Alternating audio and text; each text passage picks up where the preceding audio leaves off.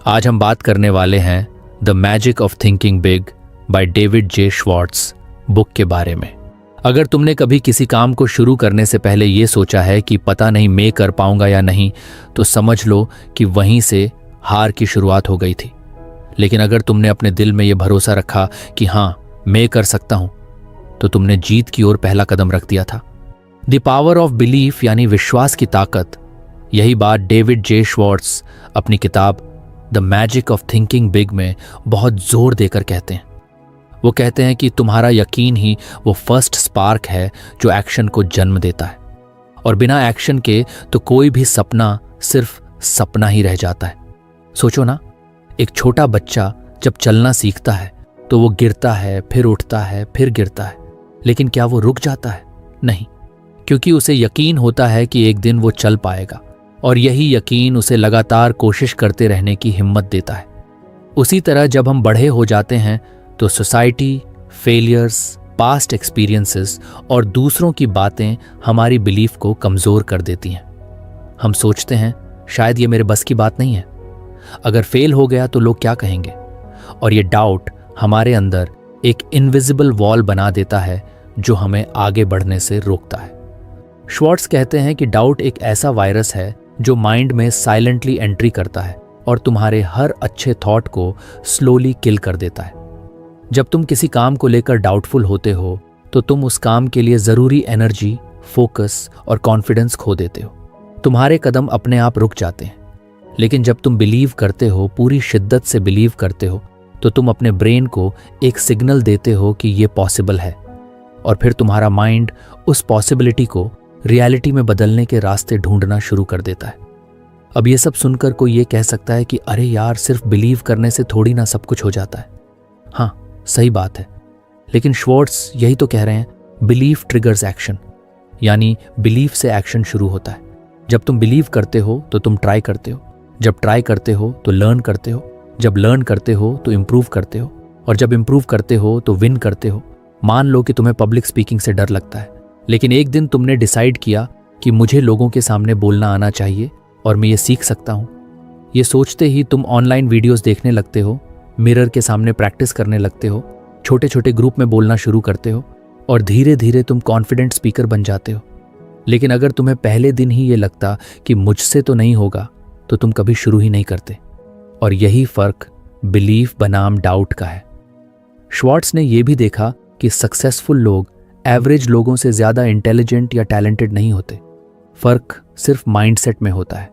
जो सफल होते हैं वो बिलीव करते हैं कि वो डिजर्व करते हैं सक्सेस को, और जब कोई इंसान बिलीव करता है कि वो कुछ बढ़ा कर सकता है, तो वो बड़ी चीजें करने के लिए मोटिवेटेड रहता है।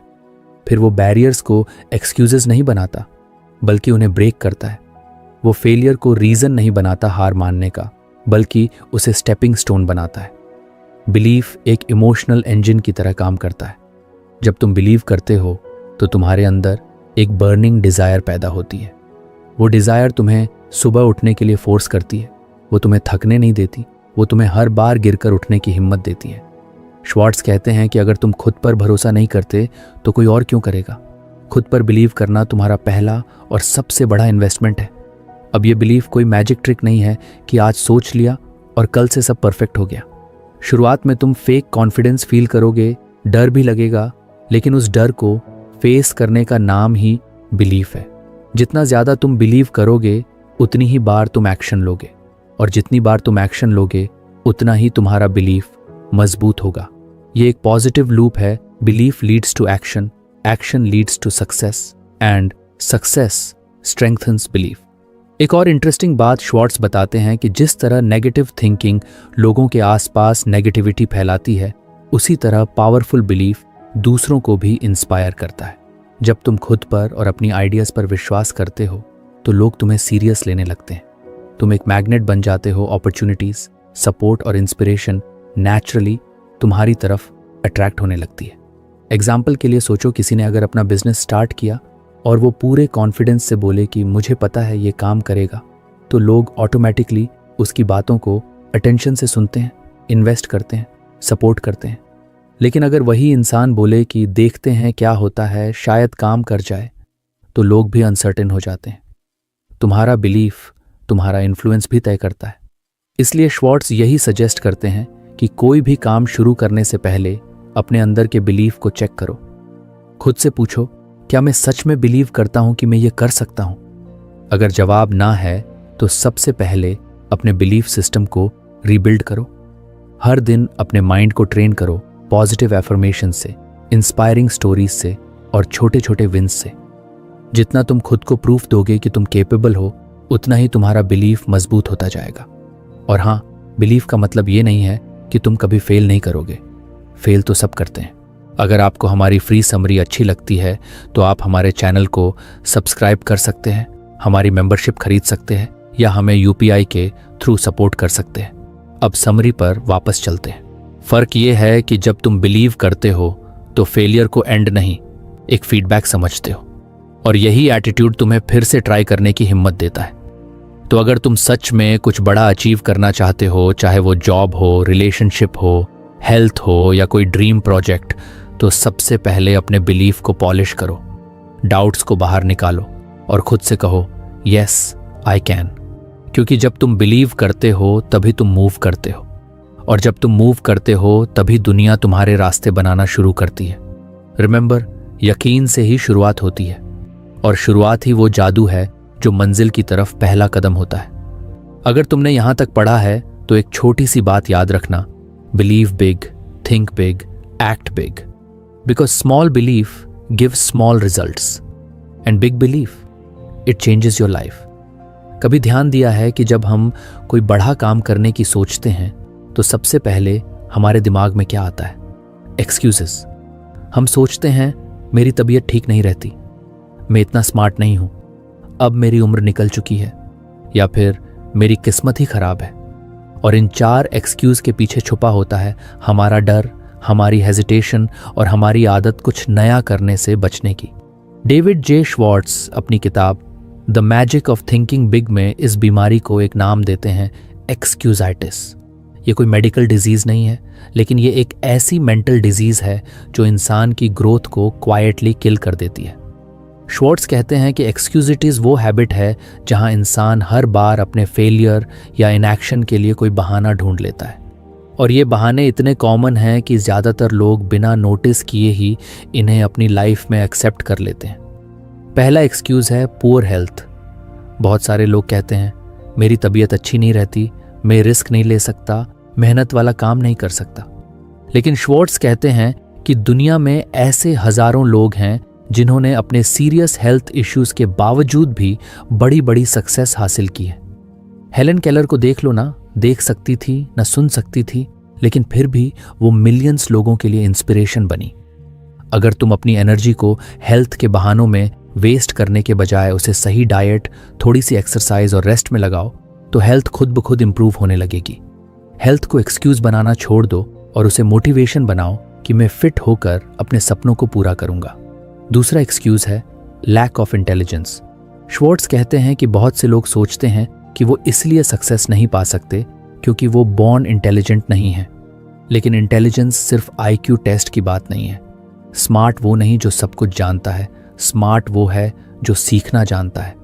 अगर तुम्हें लगता है कि तुम बहुत जीनियस नहीं हो तो कोई बात नहीं, मेहनत करो, सीखो, ट्राई करो और इम्प्रूव करो।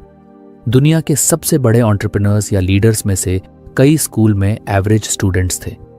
फर्क सिर्फ ये था कि उन्होंने एक्सक्यूजेस नहीं बनाए, उन्होंने एक्शन लिया। श्वार्ट्ज कहते हैं, remember, thinking is more important than raw intelligence. यानी सोचने की ताकत, लर्निंग का एटीट्यूड और कंसिस्टेंट मेहनत किसी भी आईक्यू से ज्यादा काम आती है। तीसरा एक्सक्यूज है, मैं बहुत पुराना या बहुत छोटा हूं। यह भी बहुत कॉमन है। कुछ लोग कहते हैं कि अब मेरी उम्र निकल गई, और कुछ कहते हैं मैं अभी बहुत छोटा हूं। लेकिन रियलिटी ये है कि सक्सेस के लिए सही एज कोई नहीं होती। कर्नल सैंडर्स ने KFC की शुरुआत अपने 60 के दशक में की थी, और आज के दौर में तो बच्चे भी 15-16 की उम्र में अपने बिजनेस लॉन्च कर रहे हैं। उम्र सिर्फ एक नंबर है, माइंडसेट ही असली मैटर करता है।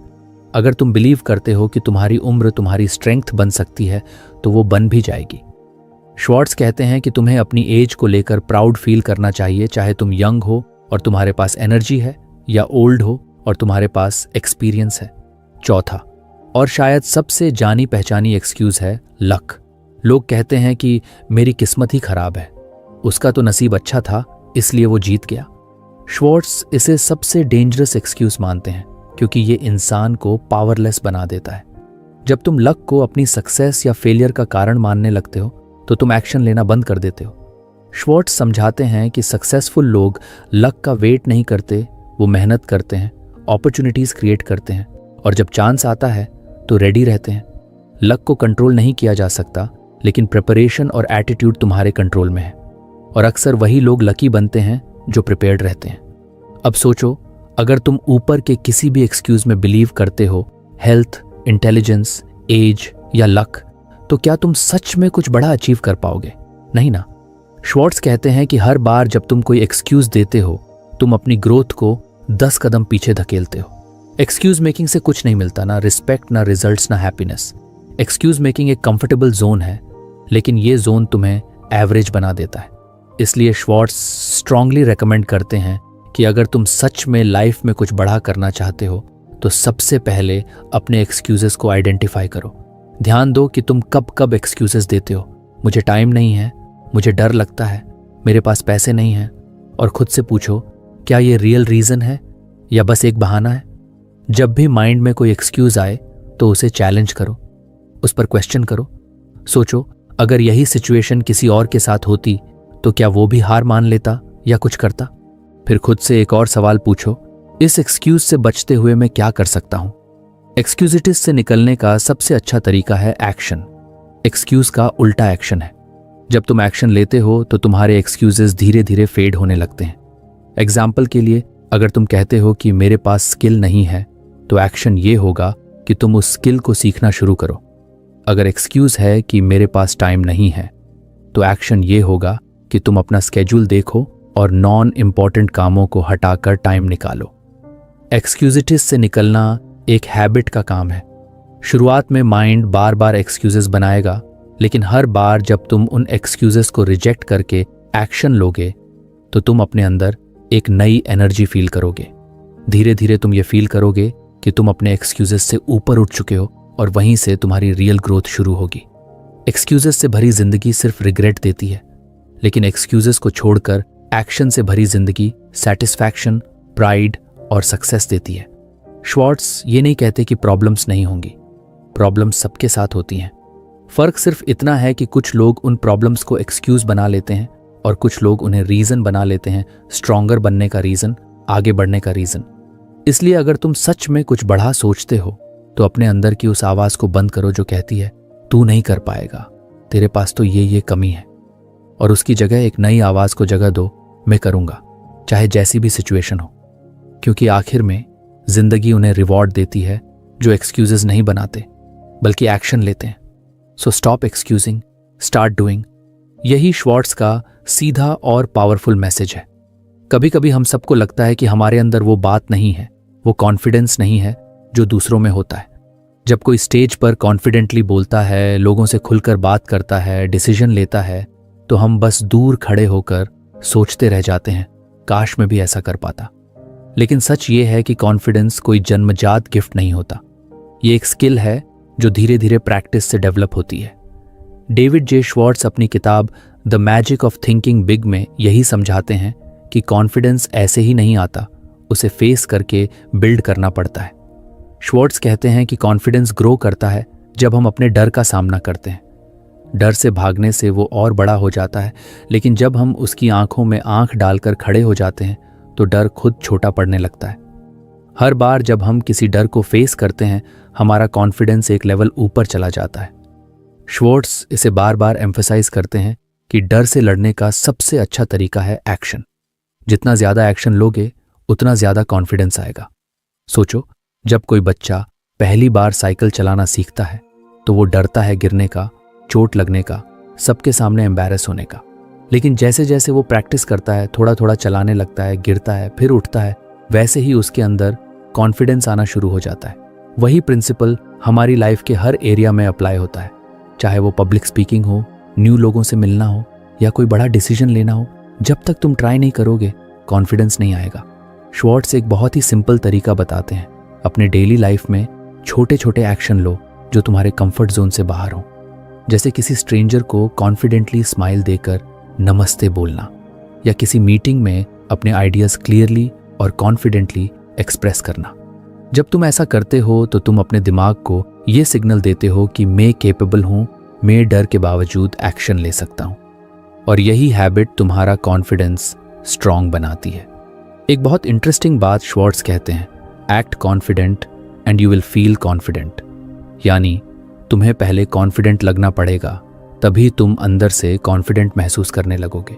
इसका मतलब ये नहीं कि तुम फेक बन जाओ, इसका मतलब है कि तुम डर को एक्सप्रेस मत करो, बल्कि उस डर के बावजूद आगे बढ़ो। जब तुम किसी भी सिचुएशन में बॉडी लैंग्वेज कॉन्फिडेंट रखोगे, सीधी कमर, आंखों में आंख डालकर बात करना, क्लियर और स्टेडी आवाज में बोलना, तो सामने वाला भी तुम्हें कॉन्फिडेंट मानेगा और धीरे धीरे तुम्हारा दिमाग भी उस सिग्नल को मानने लगेगा। श्वार्ट्ज सजेस्ट करते हैं कि तुम खुद से बार बार पॉजिटिव बातें करो, जैसे मैं कर सकता हूं, मैं डर से बढ़ा हूं, मैं बोल सकता हूं, मैं फेल नहीं, सीखने आया हूं। ये स्मॉल एफर्मेशंस तुम्हारे ब्रेन को रीप्रोग्राम करती हैं। नेगेटिव सेल्फ टॉक यानी मैं नहीं कर पाऊंगा, लोग क्या सोचेंगे, मैं छोटा हूं, ये सारी बातें तुम्हारे कॉन्फिडेंस को धीरे धीरे अंदर से खा जाती हैं। इसलिए उसे रिप्लेस करो पॉजिटिव सेल्फ टॉक से। कॉन्फिडेंस बिल्ड करने का एक और तरीका है नॉलेज और प्रिपरेशन। जब तुम किसी टॉपिक में कॉन्फिडेंट फील नहीं करते तो सबसे पहला स्टेप होता है उस चीज को अच्छे से समझना। जितना ज्यादा तुम प्रिपेयर्ड रहोगे उतना ही ज्यादा तुम कॉन्फिडेंट रहोगे। श्वार्ट्ज यही बताते हैं कि हर बार जब हम किसी काम के लिए अच्छे से तैयारी करते हैं तो हमारा नर्वसनेस अपने आप कम हो जाता है। और एक बहुत पावरफुल टेक्निक है विजुअलाइजेशन, यानी खुद को मानसिक रूप से कल्पना करो उस काम को आत्मविश्वास से करते हुए। एग्जाम्पल के लिए, अगर तुम्हें किसी इवेंट में बोलना है तो खुद को विजुअलाइज करो कि तुम स्टेज पर खड़े होकर काल्मली बोल रहे हो, लोग अटेंटिवली सुन रहे हैं और तुम कॉन्फिडेंट महसूस कर रहे हो। विजुअलाइजेशन से ब्रेन को एक पॉजिटिव मेमोरी मिलती है और जब एक्चुअल मोमेंट आता है तो ब्रेन उसी इमेज को रिकॉल करता है और कॉन्फिडेंस बूस्ट हो जाता है। श्वार्ट्ज एक बहुत कॉमन मिस्टेक की भी बात करते हैं कि हम खुद को दूसरों से कंपेयर करते हैं और फिर खुद को कम महसूस करते हैं।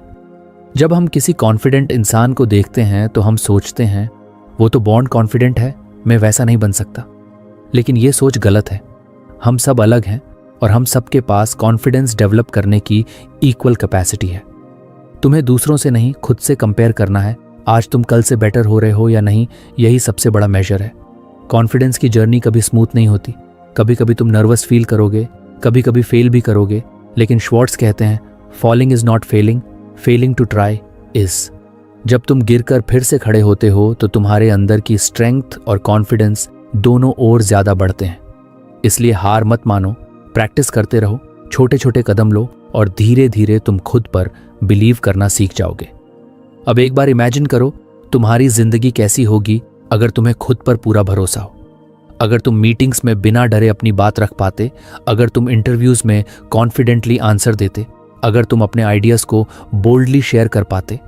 ये सब पॉसिबल है, सिर्फ तुम्हारे एक्शन पर डिपेंड करता है। कॉन्फिडेंस कोई लग्जरी नहीं है, ये जरूरत है और हर इंसान के पास ये जरूरत पूरी करने की कैपेसिटी है।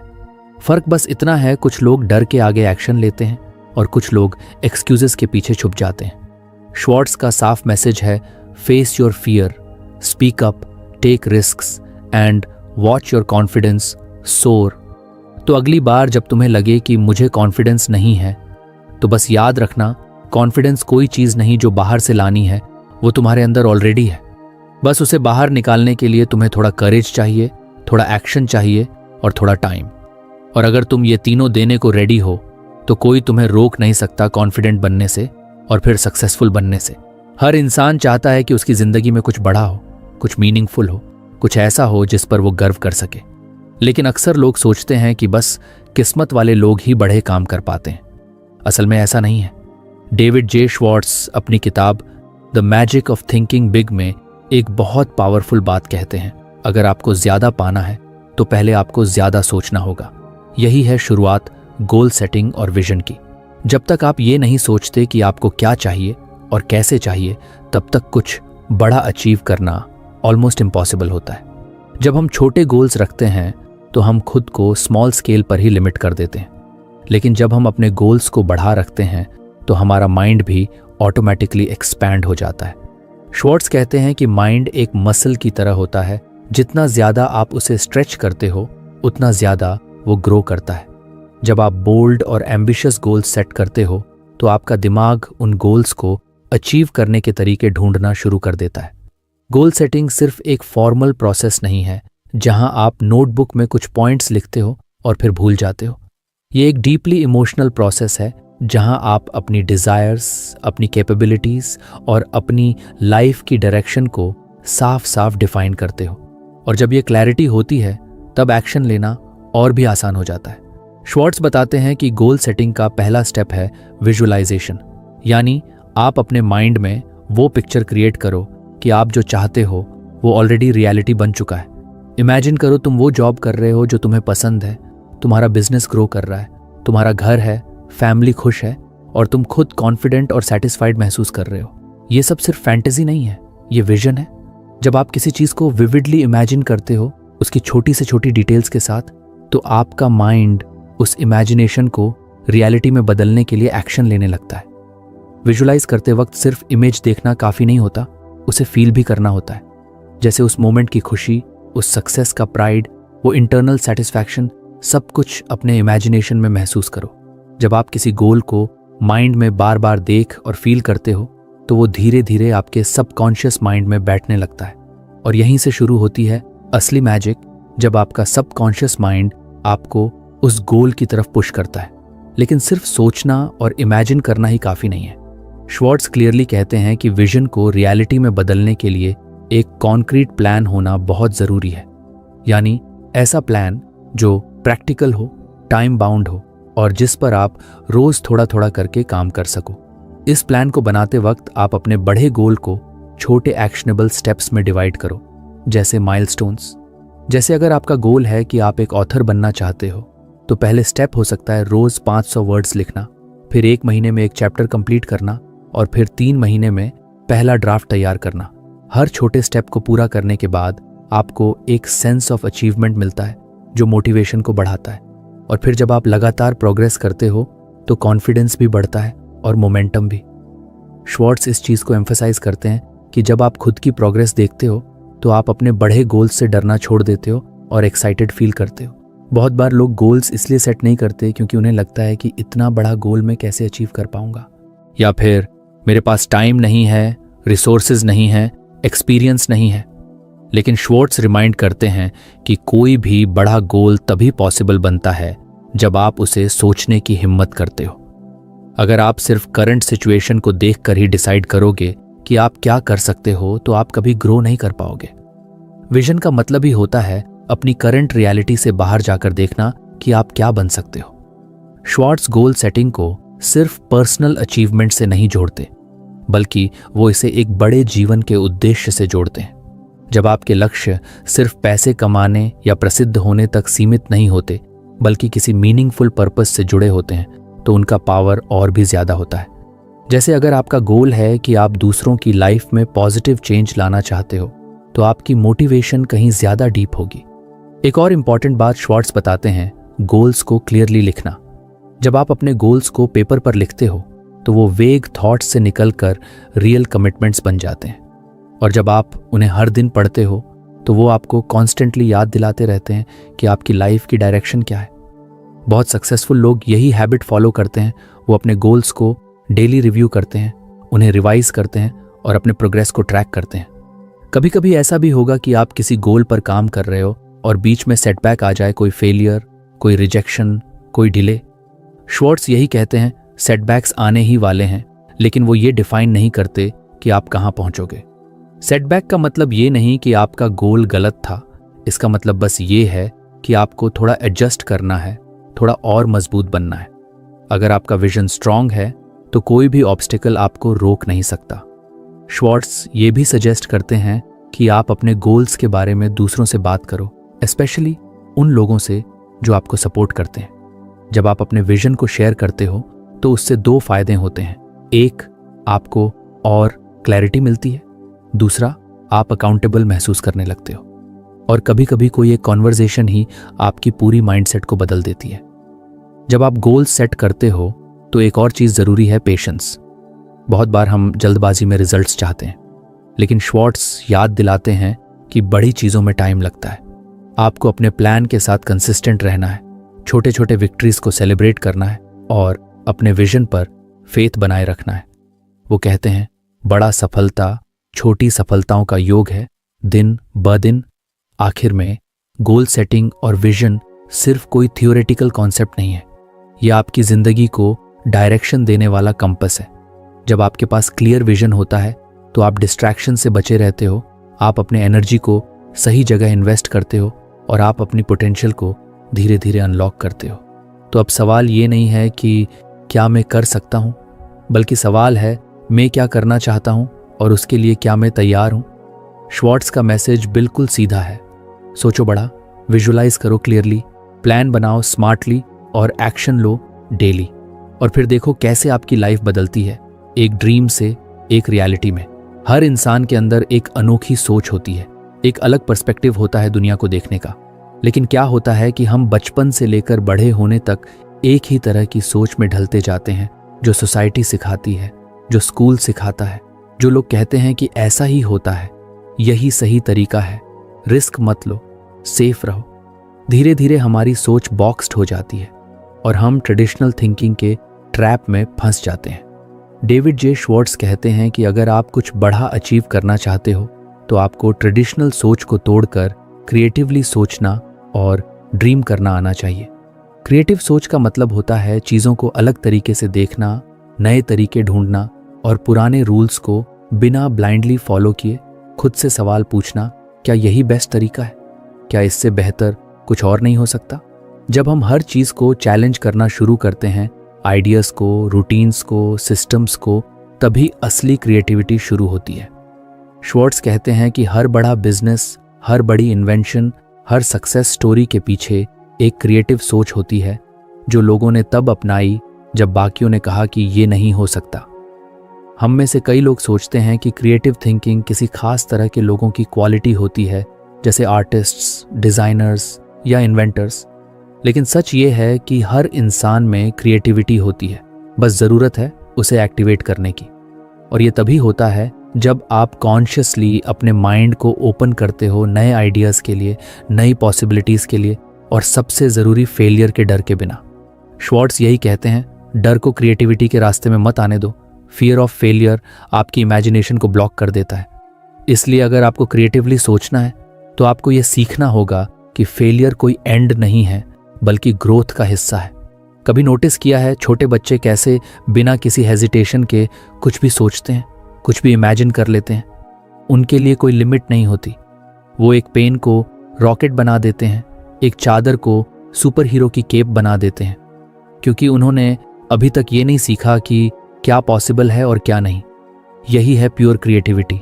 लेकिन जैसे जैसे हम बड़े होते हैं, सोसाइटी हमें सिखा देती है कि प्रैक्टिकल बनो, ड्रीम मत देखो, लॉजिक से सोचो, और क्रिएटिविटी धीरे धीरे दब जाती है। श्वार्ट्ज इस कंडीशनिंग को तोड़ने की बात करते हैं कि हमें फिर से वो हैबिट डालनी है जो बच्चों में होती है, फ्रीली इमेजिन करना, ओपनली सोचने की हिम्मत रखना। बिजनेस में अगर आप केवल वही करते रहोगे जो बाकी सब कर रहे हैं, तो आप कभी भी अलग नहीं बन पाओगे। हर सक्सेसफुल एंटरप्रेन्योर ने अपने फील्ड में कुछ नया सोचा, नया ट्राई किया और फिर सक्सेस पाई।